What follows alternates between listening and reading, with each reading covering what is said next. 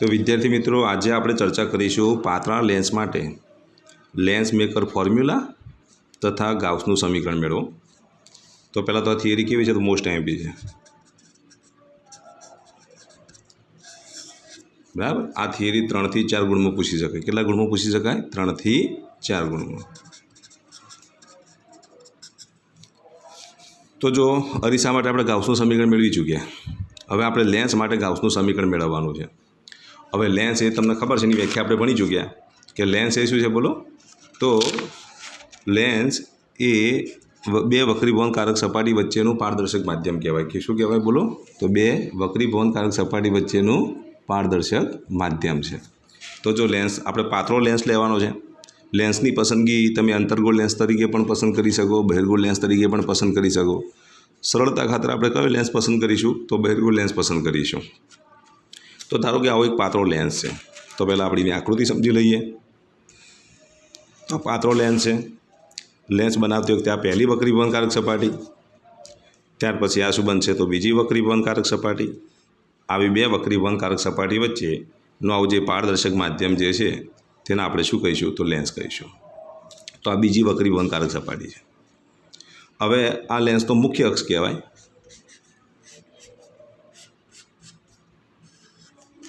મુખ્ય અક્ષ પર આપણે કોઈ બિંદુવત વસ્તુ લઈએ। ધારો કે આ બિંદુવત વસ્તુ છે। લેન્સની આ બાજુનું જે માધ્યમ જે છે તેને આપણે N1 માધ્યમ તરીકે લઈ લઈએ, જેનો વક્રી ભવનાંક કેટલો છે? તો N1 છે। लेंस जे द्रव्यमांथी बनावेल छे तेनो वक्री भवनांक आपणे केटलो लईए? धारो के N2 छे। अने फरी पाछुं आ बाजुनुं माध्यम पण केवुं छे? तो N1 माध्यम छे। अहींया आपणे बिंदुवत वस्तु लीधी छे। केवी वस्तु लीधी छे? बिंदुवत वस्तु लीधी छे। हवे आ बिंदुवत वस्तुनुं जो प्रतिबिंब मेळवવું હોય तो आमांथी प्रकाशना केटला किरणो ओछामां ओछा लेवा पड़े? तो 2 किरणो प्रकाशना लेवा पड़े। धारो के एक किरण आपणे मुख्य अक्ष पर ज आपात करीए अने बीजुं जे किरण जे छे ए धारो कि थीटा अंशना खूणे आपात थाय छे। हवे ज्यारे पहली वक्री भवनकारक सपाटी पर ज्यारे प्रकाशनुं किरण पहोंचे त्यारे अहींया कया नियमनुं पालन थाय? तो वक्री भवनना नियमनुं पालन थाय। एटले प्रकाशनुं किरण शुं थशे बोलो? पातळा माध्यममांथी घट माध्यममां जाय छे। ज्यारे पातळा माध्यममांथी घट माध्यममां जाय त्यारे लंब तरफ शुं थशे? वांकું वळશે। एटले ए प्रकाशनुं किरण आ हुं तूटक रेखा वडे दर्शावुं छुं। जो आ बीजी वक्री भवनकारक सपाटी न होत तो एक किरण आ रीते आगळ वधत अने I1 बिंदु आगळ बंने किरणों भेगा थाय। तो पहली वक्री भवनकारक सपाटी वडे आ बिंदुवत वस्तु ओनुं प्रतिबिंब आपणे क्या मळे? I1 आगळ मळे। क्या मळे? I1 आगळ मळे। परंतु शुं थशे बोलो? आ जे बीजी वक्री भवनकारक सपाटी छे एटले फरी पाछो अहींया वक्री भवननो नियम लागू पड़े। एटले फरी पाछुं प्रकाशनुं किरण लंब तरफ शुं थशे? वांकું वळे। वांकું वळे एटले अंतिम प्रतिबिंब तमने क्या जोवा मळे? I1 ने बदले I आगळ जोवा मळे। तो अंतिम प्रतिबिंब छे। आ पहली वक्री भवनकारक सपाटी वडे मळतुं प्रतिबिंब है। आ बीजी वक्री भवनकारक सपाटी वडे मळतुं प्रतिबिंब है। हवे आटલું याद राखवानुं, ज्यारे पहली वक्री भवनकारक सपाटी वडे जे प्रतिबिंब मळे छे ए बीजी वक्री भवनकारक सपाटी माटे शुं बनी जशे? आभासी वस्तु बनी जशे। धारो के पहली वक्री भवनकारक सपाटी माटेनी जो वात करीए तो आ बिंदुवत वस्तु है, आ एनुं प्रतिबिंब मळ्युं। परंतु ज्यारे बीजी वक्री भवनकारक सपाटीनी ज्यारे आपणे वात करता होय त्यारे शुं बनशे बोलो? आ I1 जे छे ए I माटेनी शुं बनशे? आभासी वस्तु बने। हवे धारो के आपणे वक्री भवनकारक सपाटी लईए तो धारो के एक वक्री भवनकारक सपाटी धारो के ABC छे अने बीजी वक्री भवनकारक सपाटी कई लईशुं? तो ADC छे। हवे पहली वक्री भवनकारक सपाटी माटे आपणे वक्री भवनकारक सपाटी माटेना समीकरणनो तमे उपयोग करी शको अने आ बीजी वक्री भवनकारक सपाटी छे त्यां पण तमे वक्री भवनकारक सपाटी माटेना समीकरणनो उपयोग करी शको। तो आपणे सपाटी ABC माटेनी वात करीशुं। तो सपाटी ABC माटे तो आकृति में दर्शाव्या मुजब तो अहींया तमारे लखी देवानुं आकृति, पछी एनुं वर्णन लखी देवानुं। वर्णन में तमे शुं लखशो? तो कि आकृति में दर्शाव्या मुजब धारो कि एक पातळो लेंस है, ए लेंसने आपणे L वडे दर्शावी दीए, जेनी बे वक्री भवनकारक सपाटी छे, एक ABC है, बीजी कई छे? तो ADC है। त्यार पछी एक बिंदुवत वस्तु कया माध्यममां मूकेली छे? तो N1 माध्यममां मूकेली छे। लेंसनो वक्री भवनांक केटलो छे? तो N2 छे। तेनुं प्रतिबिंब कया माध्यममां मळे छे? तो N1 माध्यममां मळे छे। बराबर। अंतिम प्रतिबिंब कयुं छे? तो I छे। आ बधी माहिती तमारे वर्णनमां लखी देवानी रहेशे। आ वर्णन तमारे जाते लखवानुं छे, आटલું याद राखो। हवे આપણે જે વક્રી ભવનનો જે નિયમ લાગુ પડે છે એક ABC સપાટી માટે લાગુ પડે છે અને બીજી કઈ સપાટી માટે લાગુ પડે છે? તો ADC સપાટી માટે લાગુ પડે છે। તો આ બંને સપાટીઓ માટે આપણે વક્રી ભવનકારક સપાટી માટેના સમીકરણનો ઉપયોગ કરીશું। તો હવે આપણે લઈએ સપાટી ABC માટે. તો સપાટી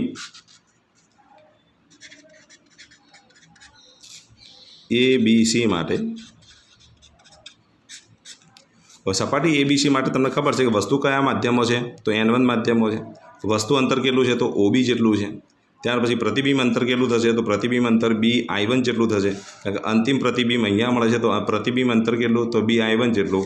વસ્તુ અંતર આપણે કેટલું લઈશું? તો OB જેટલું લઈશું. કેટલું લઈશું? OB. તો એ વખતે અહીંયા આપણે લખી દઈએ વસ્તુ અંતર U બરાબર કેટલા થશે? તો OB. પ્રતિબિંબ અંતર V બરાબર શું લખીશું? તો BI1. ત્યાર પછી પહેલી વક્રીભવન કારક સપાટીની વક્રતા ત્રિજ્યા લઈએ. કેટલી? તો વક્રતા ત્રિજ્યા R1.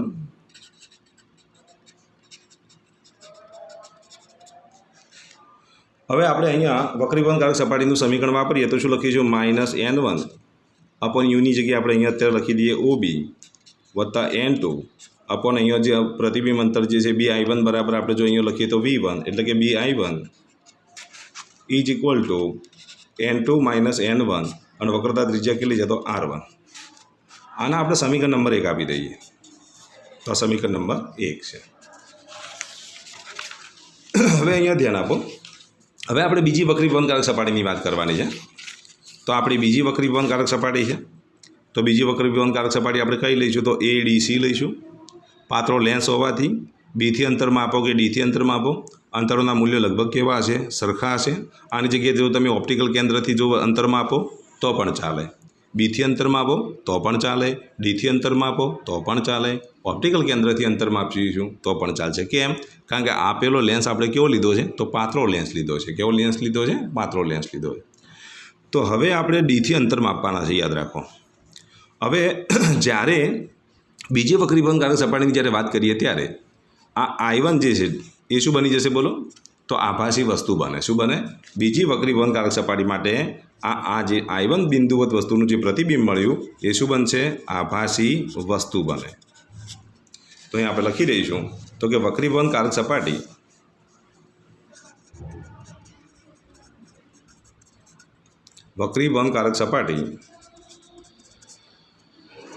ADC માટે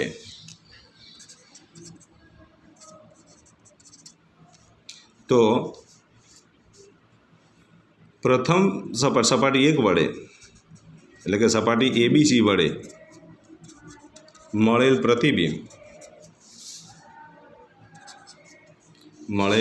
પ્રતિબિંબ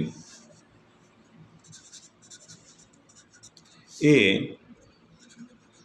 ADC સપાટી માટે આભાસી વસ્તુ બને છે.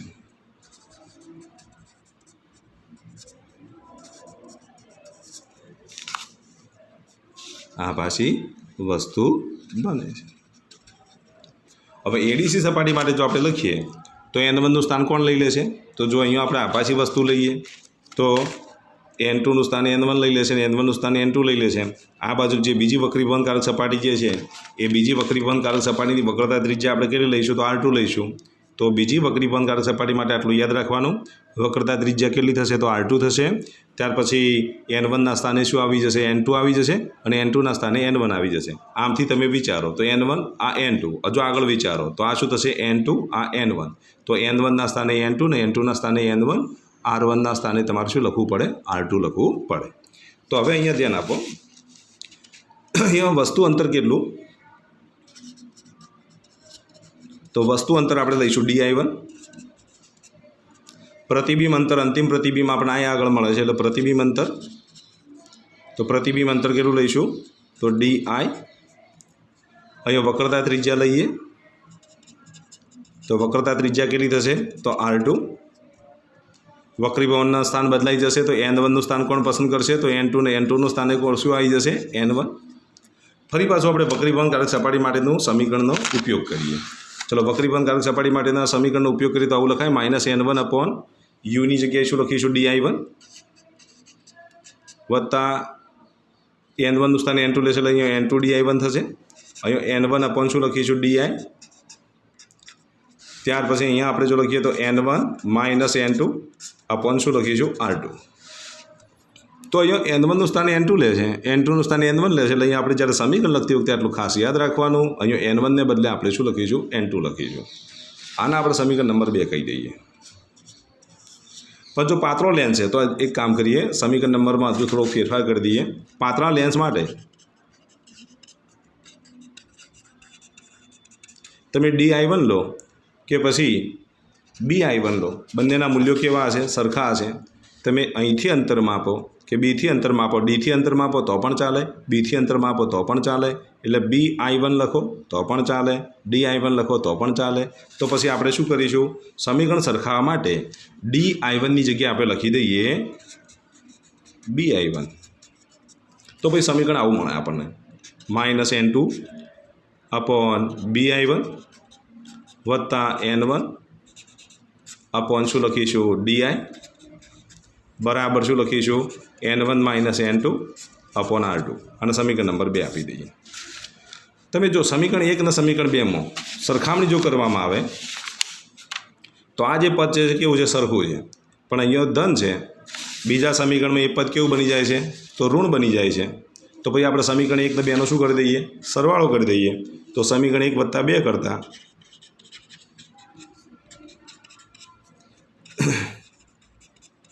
ચલો સમીકરણ 1 વત્તા 2 કરીએ તો શું થશે બોલો? તો સમીકરણ 1 વત્તા 2માં n1 અપોન bi1 અહીંયા આપણે જો લખી દઈએ તો એનો સરવાળો લખીએ તો જો minus n1 upon ob minus n1 upon ob વત્તા n2 અપોન bi1 પછી માઇનસ n2 અપોન bi1 ત્યાર પછી n1 upon di is equal to n1 n2 minus n1 upon r1 વત્તા n1 minus n2 upon r2। હવે જો આ તોડી જશે તો વધ્યું શું બાકી? તો અહીંયા આપણે જો લખીએ તો માઇનસ n1 અપોન ob વત્તા n1 અપોન di બરાબર જો અહીંયા આપણે લખીએ તો n2 minus n1 upon r1। આમાંથી આપણે માઇનસ કોમન કાઢો તો શું લખાશે બોલો? માઇનસ જો કોમન કાઢો તો આ n1 માઇનસ n2 છે એની જગ્યાએ શું લખીશું? n2 minus n1। તો n2 minus n1 upon r2। હવે તમે વિચારો આમાંથી શું કોમન નીકળશે? તો ડાબી બાજુના પદોમાંથી શું કોમન નીકળે? તો n1 કોમન નીકળે। જમણી બાજુના પદોમાં તમે વિચારો તો શું કોમન નીકળશે? n1 માઇનસ n2 કોમન નીકળે। તો કોમન કાઢી દઈએ।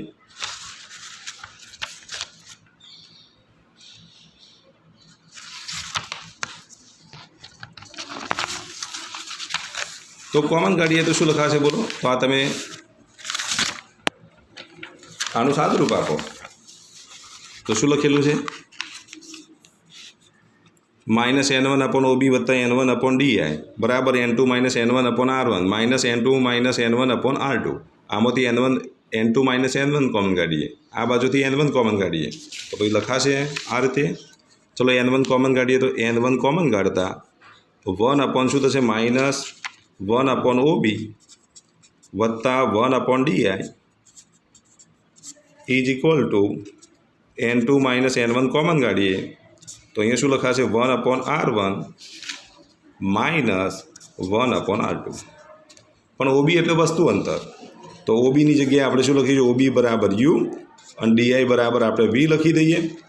આ n1 આપણે આ બાજુ લઈ જઈએ તો n1 માઇનસ 1 અપોન u વત્તા 1 અપોન v બરાબર n2 minus n1 1 upon r1 minus 1 upon r2। આ n1નું પરિણામ બદલાવો તો 1 upon v minus 1 upon u is equal to n2 minus n1 upon શું લખીશું? n1। આ બાજુ શું આવશે? 1 upon r1 minus 1 upon r2। હવે વક્રીભવનકારક સપાટીમાં આપણે ભણી ચૂક્યા કે જો u બરાબર ઇન્ફિનિટી હોય તો વી ટેન્સ ટુ શું થશે એફ. જો યુ બરાબર જો તમે ઇન્ફિનિટી લો તો વી બરાબર શું થઈ જશે એફ થઈ જાય. તો હું વીની જગ્યાએ લખી દઉં એફ, યુની જગ્યાએ આપણે મૂકી દઈએ ઇન્ફિનિટી. તો પછી સમીકરણ આવું મળે કે નહીં, 1/f માઇનસ 1/ઇન્ફિનિટી બરાબર શું લખીશું n2 minus n1 upon n1 1/r1 minus 1/r2. હવે આના બરાબર જો લખીએ તો 1/f 1/ઇન્ફિનિટી તો 0 થઈ જશે. અહીંયા આપણે જો લખીએ તો n2 minus n1 upon n1 અને 1/r1 માઇનસ 1/r2. તો આ જે સૂત્ર મળ્યું આને આપણે સમીકરણ નંબર આપી દઈએ 3. તો આ જે સમીકરણ મળ્યું એને આપણે શું કહીશું લેન્સ મેકિંગ ફોર્મ્યુલા કહેવાય. આના પરથી કેન્દ્ર લંબાઈ નક્કી થાય. તો આપેલા લેન્સની જો કેન્દ્ર લંબાઈ નક્કી કરવી હોય તો એના માટે વક્રતા ત્રિજ્યાઓની પસંદગી કેવી કરવી જોઈએ. દાખલા કે 4 સેન્ટીમીટર કેન્દ્ર લંબાઈ જોઈતી હોય તો તેને અનુરૂપ વક્રતા ત્રિજ્યા નક્કી કરવી હોય તો તેના માટે આપણે આ સમીકરણનો ઉપયોગ કરીશું. હવે આપણી પાસે તો આવું સમીકરણ છે જ ઓલરેડી. હવે આના આપણે એક કામ કરીએ, આને સમીકરણ નંબર 4 આપી દઈએ, આને સમીકરણ નંબર 3 આપી દઈએ. તો હવે આ સમીકરણ 3ની અંદર સમીકરણ 4ની કિંમત મૂકી દઉં તો શું લખાય બોલો. આ સમીકરણ 3 છે આપણું n2 minus n1 upon n1 1/u minus 1/r1 minus 1/r2. એ સૂત્રની અંદર આપણે આ કિંમત મૂકી દઈએ તો સમીકરણ 4ની કિંમત સમીકરણ 3માં મૂકતા સમીકરણ 4ની કિંમત સમીકરણ 3માં મૂકતા. હવે ચલો સમીકરણ 4ની કિંમત સમીકરણ 3માં મૂકી દઈએ તો આ સમીકરણ 3 છે આપણું અને આ જે છે એ સમીકરણ નંબર 4 છે. તો એનો મતલબ એ તો કે જમણી બાજુ આખા પદની જગ્યાએ તમે 1/f લખી શકો કે નહીં. તો આખા પદની જગ્યાએ આપણે લખી દઈએ 1/f.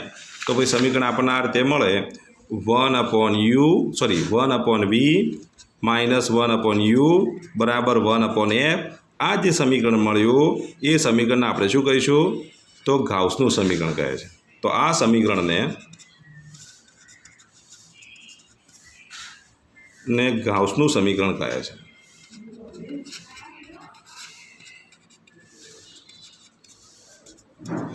જે અરીસાની અંદર આપણે આવું જ ગાઉસનું સમીકરણ મેળવ્યું હતું ત્યાં વચ્ચે ખાલી પ્લસ આવતું હતું 1/v વત્તા 1/u બરાબર 1/f લખતા હતા. જ્યારે લેન્સ માટે જો આપણે આ સમીકરણનો જો ઉપયોગ કરીએ તો પ્લસની જગ્યાએ વચ્ચે શું આવશે માઇનસ. તો 1/v માઇનસ 1/u બરાબર 1/f ને આપણે શું કહીશું આપેલા અરીસાનું ગાઉસનું સમીકરણ કહેવાય.